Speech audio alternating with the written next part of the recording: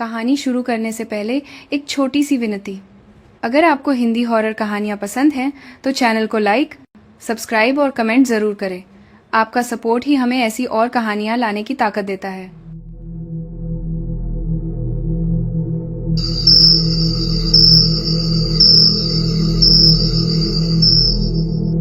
जिंदगी के सफर में कुछ मोड़ ऐसे होते हैं जो सिर्फ रास्ते नहीं, तकदीर बदल देते हैं। ये कहानी है अमित की, एक सिंपल मिडिल क्लास लड़का जिसका सपना था एक अच्छी जॉब, एक अच्छी जिंदगी और एक लड़की जिसे वो दिलो जान से चाहता था। पर कभी कभी जब सब कुछ ठीक लगता है, यहीं से शुरू होती है अमित और माया की कहानी। प्यार, विश्वास और एक ऐसे राज के साथ जिसका असर सिर्फ इनकी शादी पर नहीं बल्कि इनकी पूरी जिंदगी पर पड़ने वाला था। अमित, हमारे परिवार वाले हमारा रिश्ता स्वीकार तो कर लेंगे ना?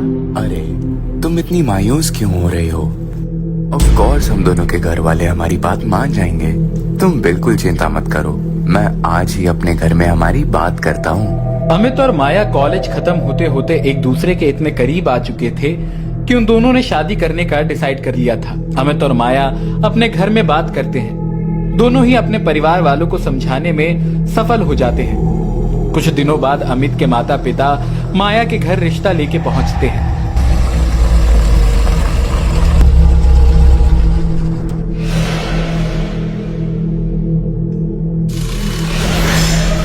कहते हैं जब जिंदगी में सब कुछ ठीक लगने लगे तभी अंधेरा सबसे करीब होता है। अमित और माया के प्यार में जाति का बंधन एक रुकावट था जो खत्म हो चुका था। शादी की तैयारियां जोरों पर थी, सिर्फ एक कदम बाकी था, कुंडली मिलन। गुरु महाराज को बुलाया गया। दोनों परिवार, दोनों बच्चे सब एक जगह बैठे थे।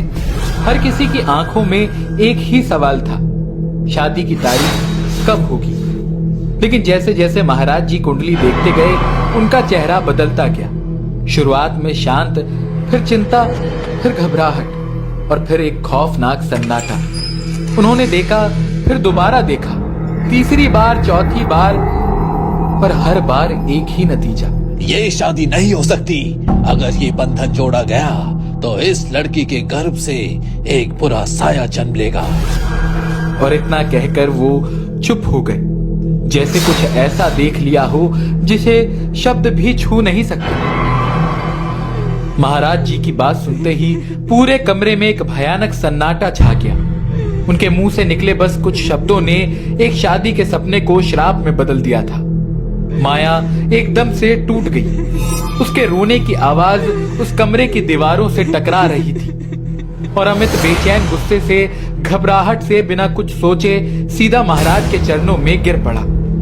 महाराज जी, आप ऐसा कैसे कह सकते हैं? ये शादी मेरे लिए सब कुछ है। अगर कोई श्राप है तो हम उसे मिटा देंगे। हर एक उपाय, हर एक रीत, हर एक मन्नत मांगेंगे। बस आप कोई उपाय बताइए। महाराज जी चुप थे, ना आंखों में राहत, ना चेहरे पर दया। अमित बोलता रहा, गिड़गिड़ाता रहा, लेकिन महाराज जी का दिल नहीं पिघला। वो धीरे से खड़े हुए और बोले, विधाता के विधान को कौन टाल सकता है? इतना कहकर वो पलट गए। उनके कदमों की आहट जैसे एक मनहूस पहेली की तरह हमेशा के लिए उनके पीछे छूट गई। महाराज जी के जाने के बाद कमरे में एक अजीब सी चुप्पी थी। माया और अमित एक दूसरे का हाथ थामे गर्दन झुकाए खड़े थे।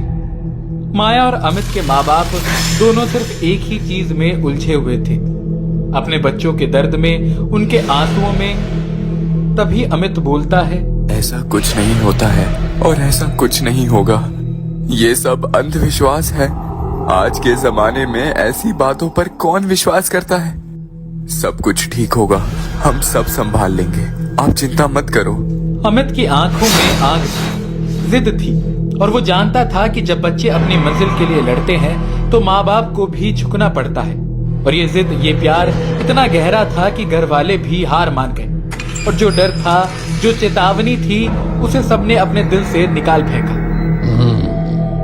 ठीक है, ये सब बातें हैं, लोग तो कहते रहते हैं, जरूरी नहीं कि सच हो। और इस तरह से 20 नवंबर को अमित और माया की शादी तय हो गई। शायद शादी की तारीख बहुत जल्दी तय हो गई थी और दोनों ने भी शादी करने में जल्दी कर दी थी। धीरे धीरे दिन गुजरने लगे और शादी की तारीख करीब आने लगी। 18 नवंबर की रात को अमित अपनी छत पर माया से फोन पर बात कर रहा था। उस दिन उसकी हल्दी की रस्म हुई थी और रात के लगभग 10 बजे थे। अमित अकेला छत पर घूम रहा था कि तभी उसे अचानक एक आवाज आई। अमित, तू यहाँ अकेला क्या कर रहा है? तुझे पता नहीं कि तुझे आज हल्दी लगी हुई है? और ऐसे टाइम पर अकेले नहीं घूमते।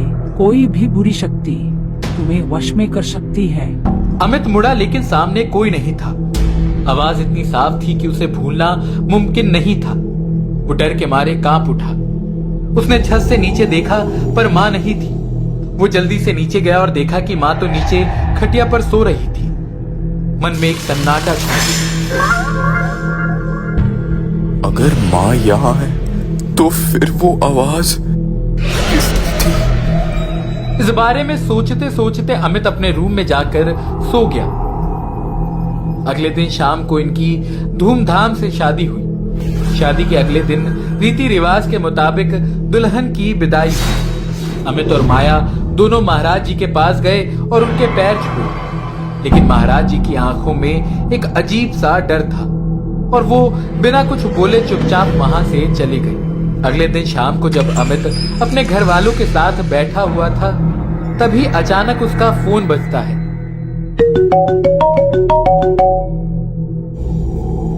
सुनो अमित, कंपनी का डेटाबेस हैक हो गया है। तुम्हें कल के कल जयपुर पहुंचना होगा। यार, ये क्या नई मुसीबत है? आज ही तो शादी हुई है और कल वापस से बाहर निकलना है। कंपनी का काम इम्पोर्टेंट था और अमित जिम्मेदार था। वो बिना कुछ सोचे समझे अपना सामान पैक करना शुरू कर देता है। लेकिन ये सिर्फ एक कंपनी की मुसीबत नहीं थी, कुछ और भी था जो अमित के साथ उस सफर पर निकलने वाला था। सुनो, मैं यहाँ अकेली रहकर क्या करूँगी? मैं भी तुम्हारे साथ ही चलती हूँ। हाँ बेटा, ठीक बोला बहू ने।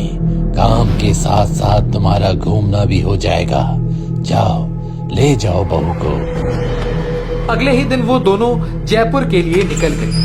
उन्हें लग रहा था कि वो जयपुर खुद जा रहे हैं, लेकिन वो इस बात से बिल्कुल अनजान थे कि वो जयपुर नहीं जा रहे थे, बल्कि जयपुर खुद उन्हें खींच रहा था। जैसे किसी अदृश्य ताकत ने उनकी रूह को आवाज दी हो और अब वापस लौटना उनके बस की बात नहीं थी।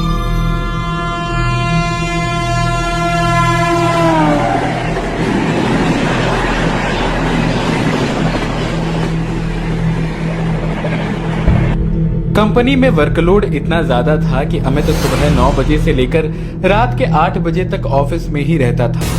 नई नई शादी हुई थी, पर ना वो अपनी पत्नी माया को घुमा पा रहा था, ना ही उसके लिए कुछ टाइम निकाल पा रहा था।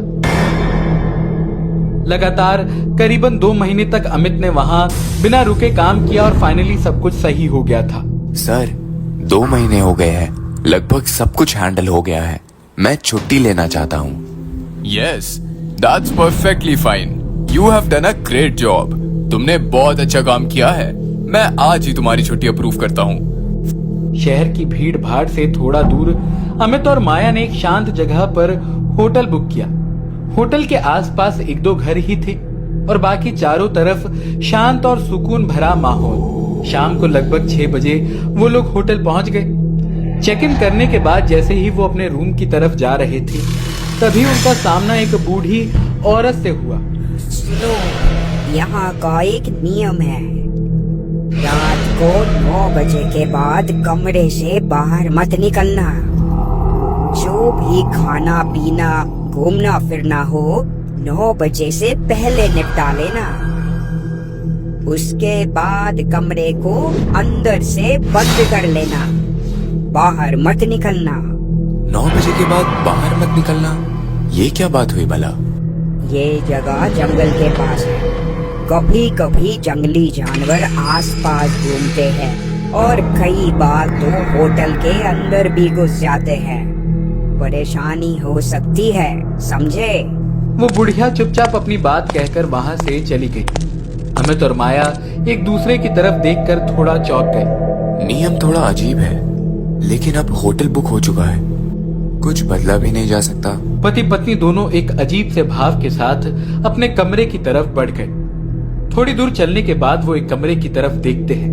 वो कमरा बाहर से ही गंदा दिखाई दे रहा था। ऐसा लग रहा था कि मानो वो कमरा नहीं कोई कूड़ेदान हो।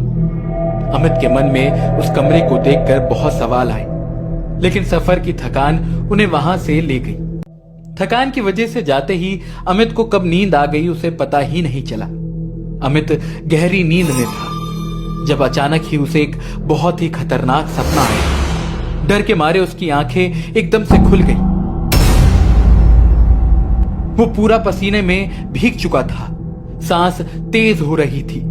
उसकी नजर पास तो ही अपनी पत्नी माया पर पड़ी। वो बिल्कुल शांत थी, गहरी नींद में। तभी अमित सोचता है कि अरे, लगता है शायद ये बस एक बुरा सपना था।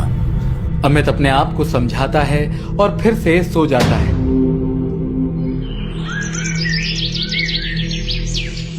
अगले कुछ दिन सब कुछ ठीक था। दोनों घूमते हंसते अपनी छुट्टियां एंजॉय कर रहे थे। सब कुछ नॉर्मल लगने लगा था। लेकिन फिर 3-4 दिन बाद एक और रात आई, रात जिसमें सब कुछ बदलने वाला था।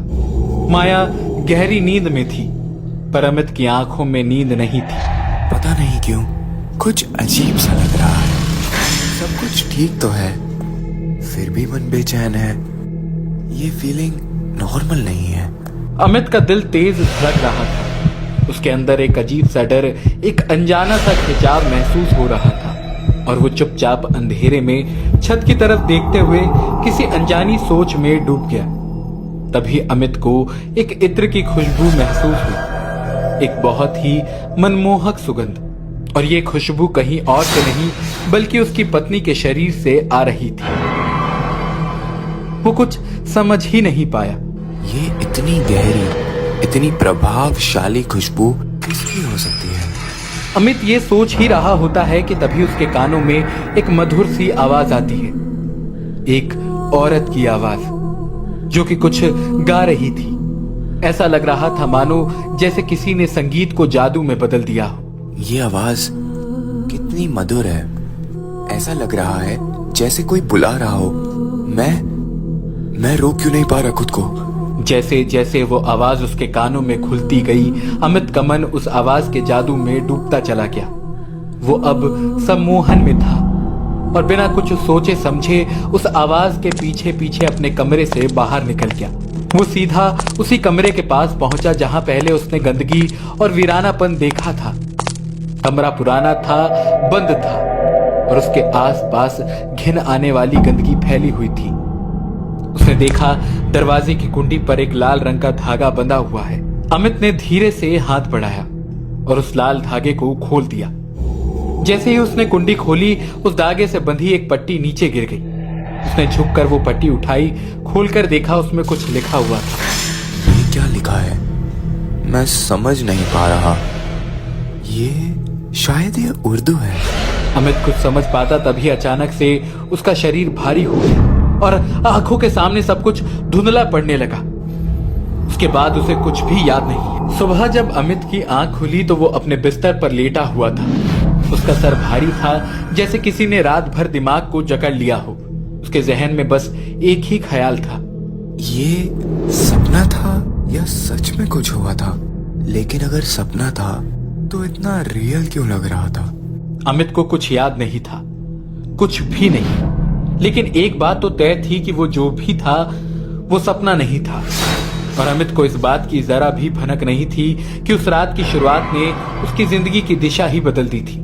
अगले एक हफ्ते सब कुछ शांत था, सब कुछ नॉर्मल, जैसे कुछ हुआ ही ना हो। दोनों फिर से अपने हनीमून में व्यस्त थे। लेकिन फिर एक दिन अमित, मुझे तुमसे कुछ इम्पोर्टेंट बात करनी है। अमित ने उसकी आंखों में देखा। माया थोड़ी घबराई हुई थी, पर उसकी आंखों में एक अजीब सी चमक भी थी। उसके चेहरे पर हल्की मुस्कान थी, लेकिन आंखों में जज्बातों का तूफान। मैं प्रेग्नेंट हूँ। ये सुनते ही अमित एक पल के लिए चुप रह गया। फिर उसके चेहरे पर धीरे धीरे एक मुस्कान फैल गई। उसका दिल मैं से भर गया था। एक नई शुरुआत, एक नई जिंदगी। मैं पापा बनने वाला हूँ। जिंदगी कितनी जल्दी बदलती है। अमित और माया बहुत खुश थे। अमित अपनी पत्नी का और भी अच्छे से ख्याल रखने लगा। इन दोनों को यहाँ करीबन 10 दिन हो चुके थे, पर पिछले कुछ दिनों से अमित को माया के व्यवहार में बदलाव नजर आ रहा था। उसे महसूस हो रहा था कि वो धीरे धीरे एकदम अलग सी होने लगी थी, जैसे किसी और संस्कृति में ढल रही हो, और वो बुर्का पहनने लगी थी। और सबसे अजीब बात, वो अमित को अपने पास भी नहीं आने देती। ये क्या हो रहा है माया के साथ? ये अचानक से बुर्का क्यों पहनने लगी? एक रात की बात है जब अमित गहरी नींद में सो रहा था। तभी अचानक से उसकी आंख किसी की आवाज से खुलती है। वो देखता है कि माया शीशे के सामने खड़ी है। उसने बुर्का पहना हुआ है और वो कुछ बड़बड़ा रही है। माया, तुम वहाँ क्या कर रही हो? माया कोई जवाब नहीं देती। अमित ने फिर आवाज लगाई, माया, सुन रही हो ना? माया के ऊपर अमित के शब्दों का कोई असर नहीं हो रहा था। वो तो पीठ घुमाए वही खड़ी थी, जैसे किसी के वशीकरण में हो। अमित हिम्मत करके उसके पास गया, उसके कंधे पर हाथ रखा और उसे अपनी तरफ घुमाया। और जैसे ही उसने माया को अपनी तरफ घुमाया, अमित के पैरों तले जमीन खिसक गई। उसने देखा कि उसकी पत्नी के गले के पास गहरी खरोंचें थी, आंखों के नीचे काले धब्बे, और वो अजीब तरीके से मुस्कुरा रही थी। ये क्या हो रहा है? माया? अमित बहुत डर जाता है और तुरंत मदद के लिए चिल्लाता है। कुछ ही देर में 2-3 लोग भागते हुए उसके कमरे की तरफ आते हैं। क्या हुआ सर, सब ठीक है? जल्दी देखिए मेरी पत्नी को क्या हो रहा है। अब सब लोग रूम के अंदर पहुंचे तो वो देखते हैं कि माया फिर से उस कोने में जाकर खड़ी हो गई है और वो दीवार पर बार बार अपना सर मार रही है और कुछ अजीब और अज्ञात भाषा में बड़बड़ा रही है। जल्दी जल्दी उस बुढ़िया को बुलाओ, वही अब कुछ कर सकती है। इतना सुनते ही सभी लोग बाहर दौड़ गए। अमित भी उनके पीछे पीछे निकल गया और जब वो सभी वापस आए तो उनके साथ थी एक बूढ़ी औरत।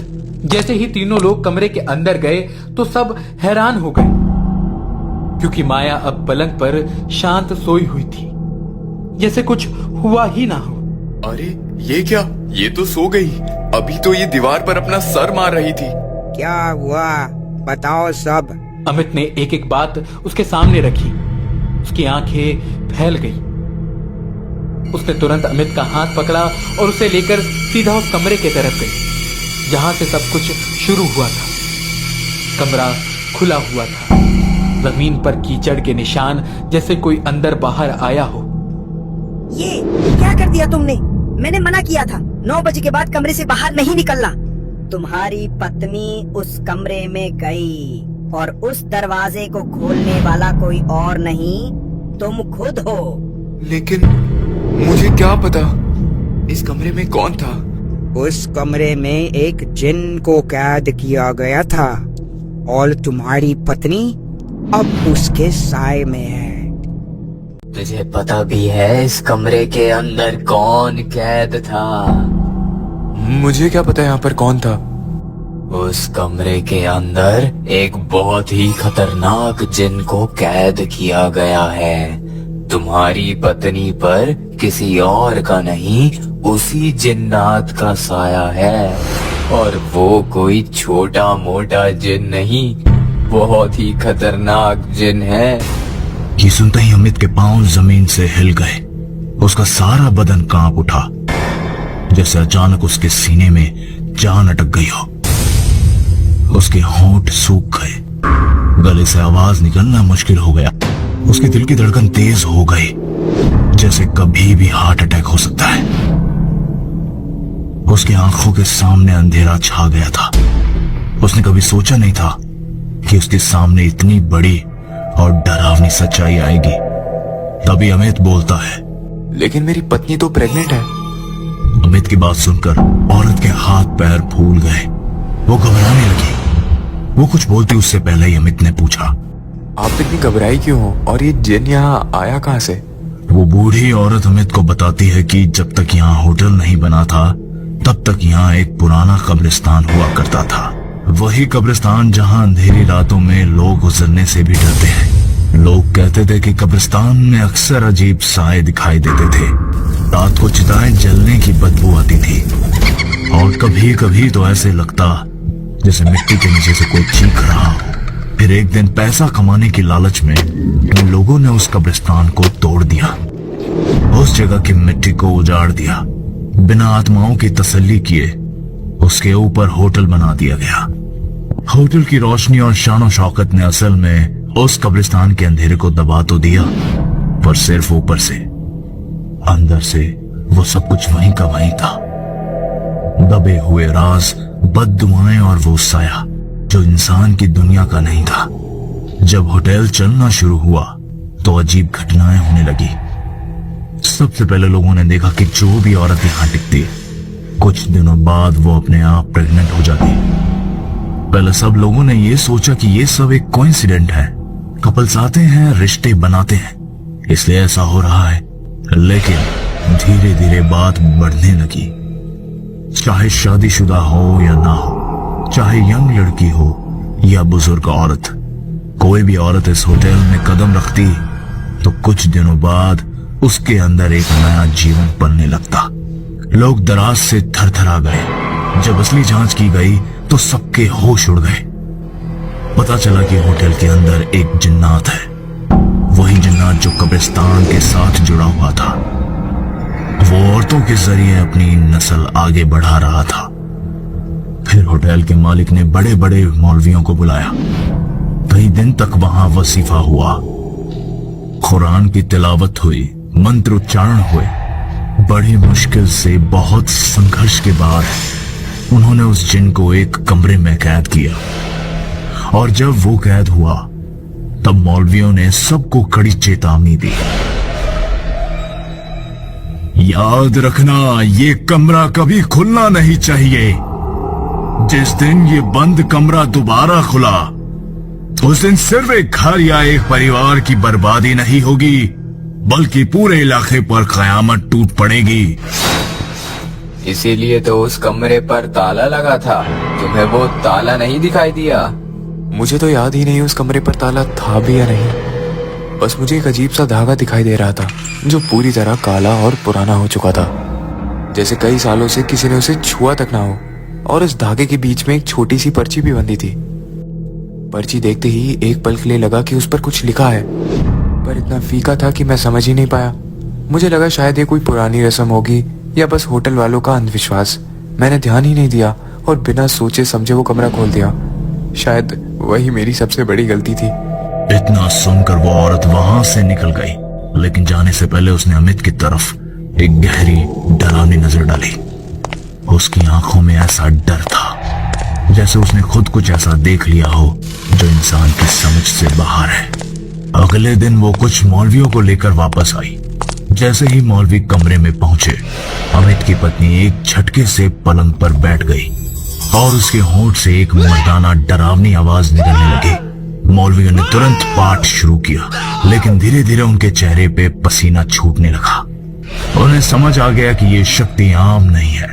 उधर अमित की पत्नी जमीन पर गिरकर अपना सिर बार बार फ्लोर पर पटक रही थी, जैसे आज रात कयामत उतरने वाली हो। जब मंत्र का असर ना हुआ तो एक बुजुर्ग मौलवी ने उसके सर पर पानी जैसा कुछ डाला। बस एक तेज चीख के साथ वो वहीं बेहोश हो गए। उसके बाद मौलवियों ने 2 घंटे तक पाठ किया। आखिर में एक ताबीज बनाकर अमित को दिया। ये ताबीज तुरंत अपनी पत्नी के गले में पहना दो और याद रखना, जब तक बच्चा पैदा ना हो जाए, ये ताबीज एक पल के लिए भी नहीं उतरना चाहिए। समझ लो, जिस जिन्नात से तुम लोग टकरा रहे हो ना, वो बहुत ही शक्तिशाली है। वो हर मुमकिन कोशिश करेगा ये ताबीज को तोड़ने की, लेकिन तुम्हें इसकी हिफाजत करनी होगी। अपनी पत्नी को कभी भी अकेला मत छोड़ना। एक भी लम्हा अगर उसके आसपास कोई ना हुआ तो जो कुछ होगा उसे न तुम रोक पाओगे न हम। मैं आज ही अपनी पत्नी को लेकर यहाँ से निकल जाऊंगा। अमित अपनी पत्नी को घर ले आया। उसे लगा सब कुछ ठीक हो जाएगा, लेकिन किस्मत को कुछ और ही मंजूर था। घर पहुंचते ही उसने अपनी माँ को पूरा किस्सा बताया। माँ परेशान हो गई, लेकिन धीरे धीरे माया बिल्कुल नॉर्मल होने लगी। सबने सोचा सब खत्म हो गया और धीरे धीरे सब लोग भूल गए, लेकिन एक रात फिर वही खुशबू हवा में घूमने लगी। वही अंधेरा कमरे में समाने लगा और माया पलंग से अचानक गायब हो गई। जब वापस आई तो उसके चेहरे पर एक अजीब सी खामोशी थी। बस चुपचाप मुस्कुराई और अमित का हाथ पकड़कर बिना कुछ बोले उसे वापस कमरे में ले गई। अमित की आंखों में डर था, लेकिन उसने किसी से कुछ नहीं कहा। करीब 5 महीने बाद अमित एक अजीब चीज देखकर दंग रह गया। माया का पेट नॉर्मल से कहीं ज्यादा बड़ा लग रहा था। उसके चेहरे पर चिंता की लकीरें बन गई। वो तुरंत माया को डॉक्टर के पास ले गया। जांच के बाद डॉक्टर ने रिपोर्ट हाथ में लेकर गहरी सांस ली। बच्चा ठीक है, लेकिन बहुत तेजी से ग्रो हो रहा है। लगता है डिलीवरी 7 महीने से पहले ही हो जाएगी।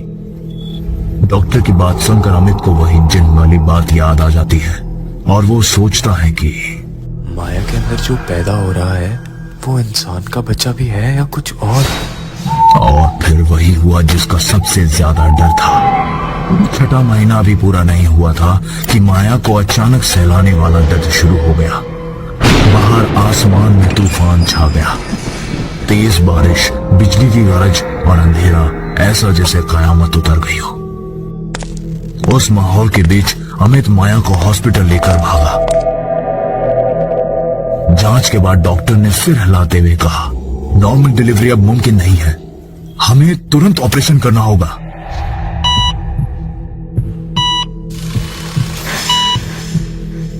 ऑपरेशन थिएटर के बाहर अमित बार बार इधर उधर चक्कर लगा रहा था। उसके दिल की धड़कनें तेज होती जा रही थी। उसकी माँ ने धीरे से कहा, बेटा, आज अमावस की रात है। मुझे दिल में कुछ ठीक नहीं लग रहा, जैसे कोई बड़ी विशाल होने वाली हो।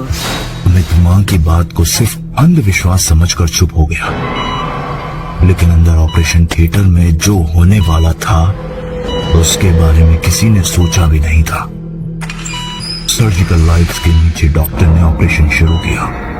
शुरुआत में माया की चीखें पूरे थिएटर में गूंज रही थी और फिर अचानक सब कुछ खामोश हो गया। बहुत देर तक सिर्फ इंस्ट्रूमेंट्स की आवाज सुनाई देती रही और फिर डॉक्टर बाहर आए। उनके चेहरे पर अजीब सी घबराहट थी। सॉरी, हम आपके बच्चे को नहीं बचा पाए, लेकिन आपकी पत्नी जिंदा है, ये बहुत बड़ी बात है। और बच्चा अजीब था, अजीब। जिंदगी में पहली बार मैंने ऐसा केस देखा है।